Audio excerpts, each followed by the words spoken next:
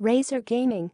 Excellent smartphone gaming experience. Game Booster app offers a range of features, but no recording option. Gaming is the Razer phone's raison d'etre, and it's a focus Razer will hope is enough of a selling point for its inaugural smartphone.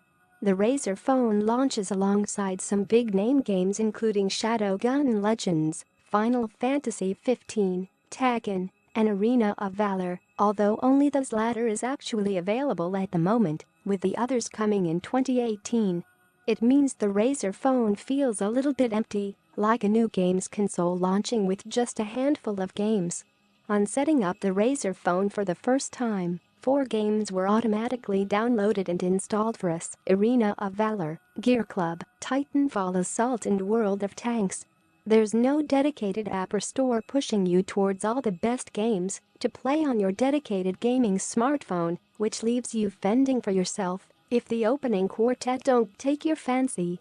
You do still get Google's Play Store, which is full to brimming with games, but there's no indication as to which ones will make the most of the Razer phone's gaming prowess.